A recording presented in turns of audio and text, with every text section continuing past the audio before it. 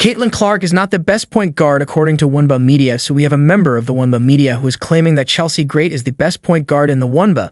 But is that based on statistics? Or is this a member of the WNBA media standing let's talk about it? So I do not like to talk bad about the WNBA in general. I don't like to talk about a lot of the things that come up with, the controversy and things like that. Some of it is warranted though, and when a member of the WNBA media starts going in and giving unbiased opinions about certain players in Philly, it does feel a little erroneous considering that people go to these members of the WNBA media for unbiased statistical information. If you're wondering who I'm talking about, it is none other than Natalie Esquire, which might not surprise some of you, which sure as heck does not surprise me. But I got to say, an unbiased WNBA legacy reporter is not as common as you might think. So according to this post that she put up on social media, Natalie Esquire says Chelsea Gray is the best point guard in the WNBA. That hasn't changed because she has a down year returning from injury. The disrespect on her name was ridiculous. And you know what? Watching Chelsea Gray last night on Unrivaled was a breath of fresh air for Chelsea Gay fans. She was so good. She scored 26 points and she scored 26 big points to help the Rose defeat the undefeated Lunar Owls, of which Nafisa Collier is the head of the snake. And that is no small feat. And this is what she had to say at the end of the game in a post-game interview. We've been talking so much about what it is like when Chelsea Gray is locked into a game. Just what mode did you go into in this one? There's been a lot of chatter out there that I ain't got it. And I'm here, man, so quiet the noise and keep playing my game. I'm having fun and doing it. I enjoy this game and I love it so much. So playing with them all the time and they got my back. So having it fun. So I am assuming that Natalie Esquire posted this because a lot of people were questioning Chelsea Gray because she was coming back from an injury that made her very slow. And it did hurt her game a lot. But when you post something like this, it makes a lot of people go in and just go into receipts because this is quite a provable untruth. So let's get into the stats. First, we'll pull up the best point guard in the WNBA, objectively Caitlin Clark. In her one professional season in the WNBA, Caitlin Clark came away with an average of 19.2 points, 8.4 assists, and 5.7 rebounds for the season. Now let's check out Chelsea Gray's stats. So according to Natalie Esquire, she had an off-season last season with coming back from injury. And in last season, she had averaged, what did she average? 8.6 points. I'm cat sitting, by the way. These are not my cats. I love cats and all, but I'm more of a dog person. That's Charlie. Anyway, back to the stats. Chelsea Gray averaged 8.6 points, 2.9 rebounds, and 4.9 assists. And again, let's give her some grace because she did come back from an injury. But let's check out the year 4, and this is when the Las Vegas Aces had won the championship. She did average 15.3 points a game. Not bad, right? She averaged 4 rebounds and 7.3 assists, and that's good. But it still is not better than Caitlin Clark's averages. Let's just check those out again. 19.2 points, 5.7 rebounds, and 8.4 assists. Okay, so how about the year before? Chelsea Gray averaged 13.7 points. She averaged 3.2 rebounds and 6.1 assists. Still does not beat what Caitlin Clark had in either stat. 2021, 11.1 points, 2020, 14 points, 2019, 14.5. There is not one year where she averaged more points than Caitlin Clark. There is not one year where she averaged more assists than Caitlin Clark. So I don't exactly know where Natalie Esquire's foundation for this post is coming from.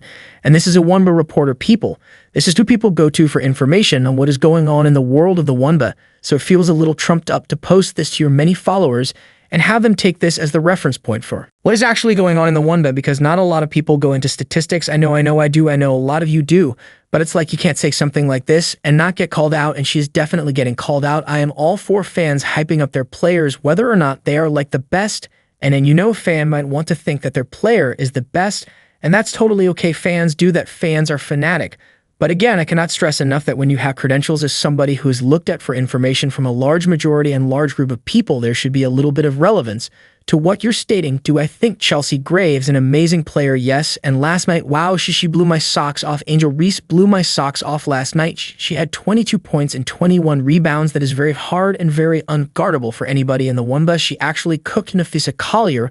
We can talk about that another time. I'm considering making a video about it because I was watching that game, and not to detract from the subject, but Angel Reese literally blew me away last night. I mean, even Annie Sill, she is a reporter from the Chicago Sun-Times. She has really come up this season and last season with how much breaking news that she has had. She is touted as one of the most reputable reporters right now in the WNBA space. A lot of, since she works for the Chicago Sun-Times, and a lot of the breaking news that she does end up, releasing out there has not always been in the best interest of the Chicago Sky. So a lot of the Chicago Sky fans are not big fans of Annie Costable, but honestly, she is great. She is credible. She is nothing, she says, really doesn't have a foundation.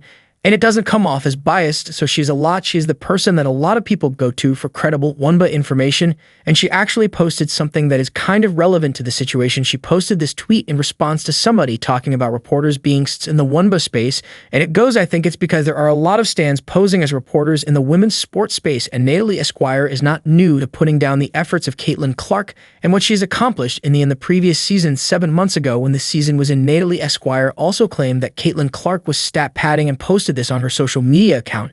Are we going to be upset tonight that Caitlin tried to chase the franchise assist record when the game was already won? I was told that kind of behavior is unethical. I have no issue with her doing it because that's normal behavior and actually what many competitors do. This was obviously in her response to a lot of people going off about Angel Reese's double stat padding. She's also a big Aces fan when the Aces were losing and they got Chelsea Gray back and they went on a really hot streak after one game of winning. Natalie Esquire, I believe, put them from like number 6 to number 1 in beating the Liberty, which obviously was not really a good take. And listen, again, I want to reiterate that I do not think Chelsea Gray is a bad player. I think she's a great player. I think she has been in the league for a while. I think that her injury has slowed her down some, but she is a person that you can get the ball to and you can expect to finish in clutch moments for sure. But is she better than Caitlin Clark? Statistically, nope. Is she a reporter that is standing for her favorite players? I don't know. Why don't you tell me in the comments? The way I feel about it is that she is a member of the WNBA media. If she were a fan, this post would be whatever, but people that are going to the WNBA media should be able to go and get an unbiased, factual, statistically accurate opinion of a matter, and when you pull up receipts, this just isn't.